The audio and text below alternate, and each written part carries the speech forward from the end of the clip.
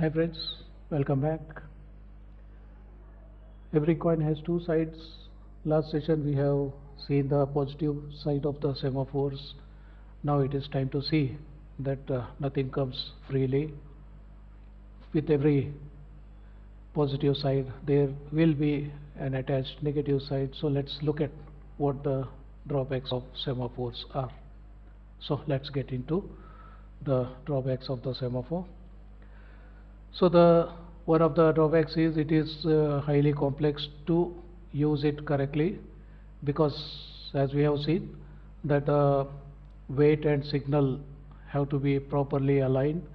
Weight has to be before the critical section, and immediately after the critical section there should be a signal. So these two should be properly paired, perfectly paired.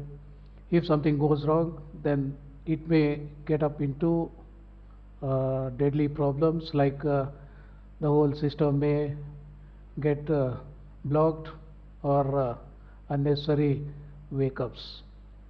So when we say wait, then the next processes may not be allowed to continue. When we say signal, any sleeping process would be woken up.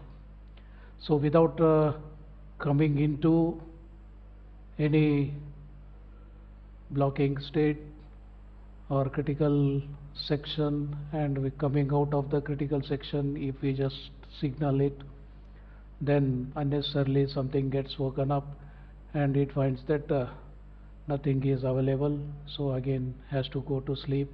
So this unnecessarily disturbs. Yeah, it is prone to misuse, because the programmer has to ensure that both weight and signal are used in pair. Before the critical section, weight should be there. After the critical section, immediately signal should be there. And if the programmer forgets either weight or signal, or calls them in wrong order, then the process may get blocked forever.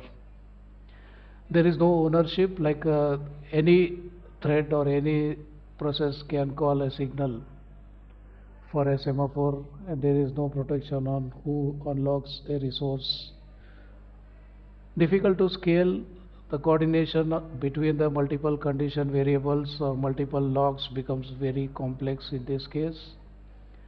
And in the previous section, in the first part, we had seen that the weight and signal, the weight can be put into a loop. If we use in that way, then definitely there is chance of CPU cycle wastage. Why chance? It's definitely going to waste the CPU cycles. So that's another problem. If we use in the spin lock mode, then there is no high level abstraction available. So semaphores are not tied to any particular resource or critical section, making the code harder to read and maintain. So we just say semaphore. We don't say semaphore for what resource and all that. That's another problem we come across when we are working with multiple shared resources. So the common problems we encounter is when we want to use a semaphore, it is necessary that before the critical section, wait should be called, and immediately after the critical section, signal should be called. But if this is called wrongly, that is, if signal is called first, wait is called next, what happens? Say imagine that 5 printers were there, 1 printer was remaining, 4 printers already being occupied, 1 printer was available. So that 1 printer, we want to use it, so we want to get into the critical section, and then what happens is we just call a signal. So signal says release 1 printer, so 1 printer gets released. So which printer gets released? Don't know, but 1 printer gets released, and this gets into critical section. So 1 was already available, 1 more gets released. That's now two more processes are free to use the critical section or free to use these printers. So this one, assuming that it is with it, so it start using this printer, getting into critical section, starts using it, but before using it, it was not locked because we have not used wait. Therefore it is freely available for others to use, so others also start using it, and two processes start using the same printer, and because of that the whole printout gets jumbled. Yeah, that is possible. So the purpose of mutual exclusion is lost here, and after that you are saying wait. In reality, wait means decrement the semaphore value, signal means increment the semaphore value, and we are doing it in the reverse way, and because of that definitely we have a problem of multiple processes in critical section. On the other side, the first part may be wait, correct, but second part after the critical section, instead of calling signal, we by mistake called wait again. What happens? So one printer was available, this wait says okay, one printer available, reduce it, made it 0, then enters the critical section, and now after its printing work is over, it is supposed to release the printer. So for releasing the printer, it is supposed to run a signal command, but it runs wait by mistake, and because of that the resource is not released, and hence that resource is with this particular process. Same way, 5 printers were there, one process waits, gets it, goes into critical section, says wait again, so 5 become 4, wait again, 4 become 3, then another process also had a similar mistake, then 3 becomes 2, then critical section done, 2 becomes 1. So you can see here one printer is totally not useful, one printer is totally not useful. So in this case the deadlock is confirmed. Instead of this, if we go for a monitor, this problem can be avoided by calling them in a wrong way. What we can do is create an abstract data type so that these two are called in another function. So this encapsulates the private data with public methods to operate on that data. So now we have public methods, and in this public method we have private data, so that's object oriented principles used here. Here a monitor is a module or a class that contains shared variables, that is the resource state.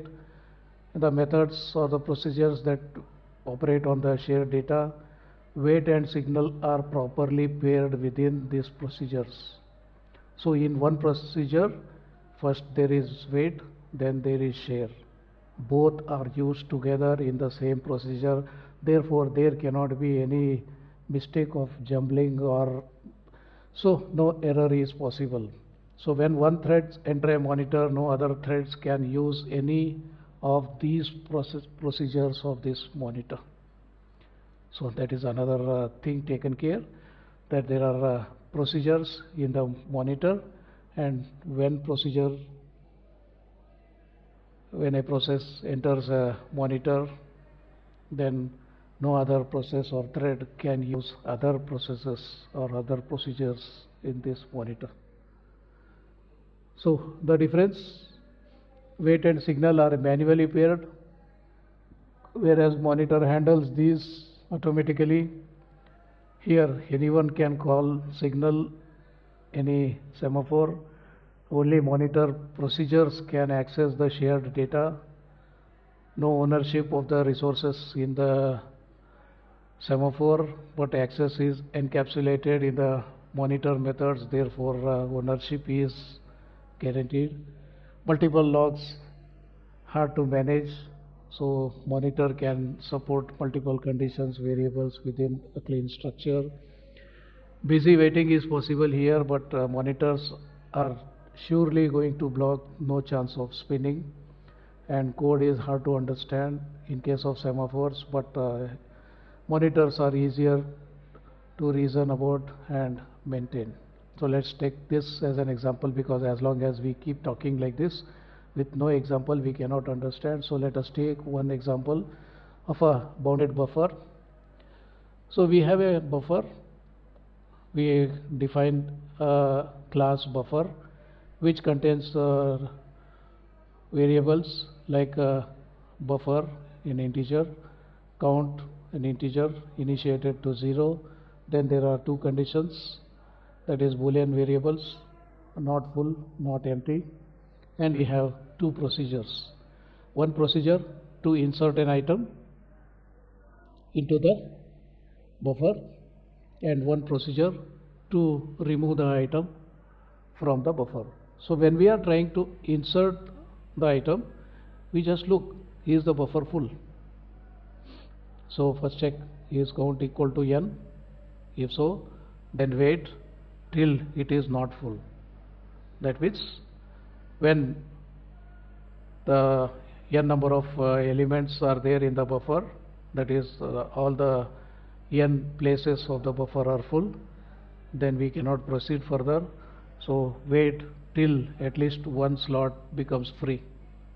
So wait till it is not full, and once you find one slot free, then buffer at that new value or new position, add this item, and then signal that it is not empty. So till it is not empty, just keep signaling. Other side, remove. So if you don't have anything to remove, then wait till it is not empty. So wait till it is not empty, and once something is there, then remove that item from the buffer, decrement the count, and then signal that one element is removed. Therefore now the buffer is not full, at least one place is vacant, and then return that item. What we did here, so if count is n, that means all n slots are full, then wait till at least one slot gets empty, and that is done here by signal not full.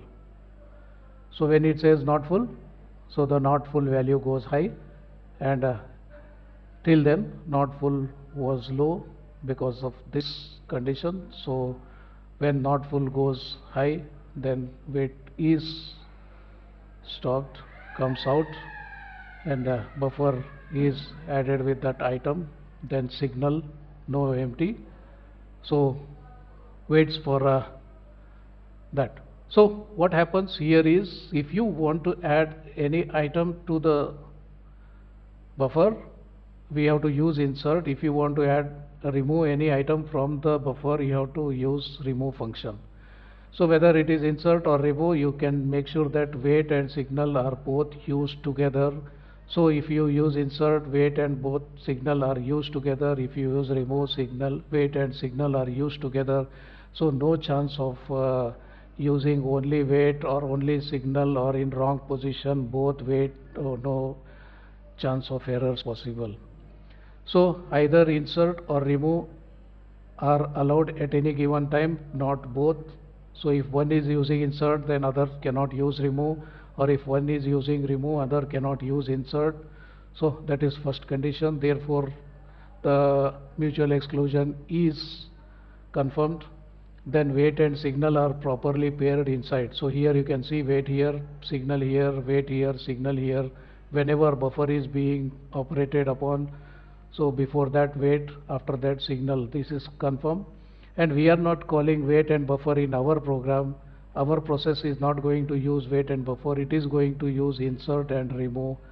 And if it is insert or remove, both wait and signal in proper order are executed, and hence there is no chance of any error. So that way monitor are the best for the process synchronization. So that's it for now. Thank you.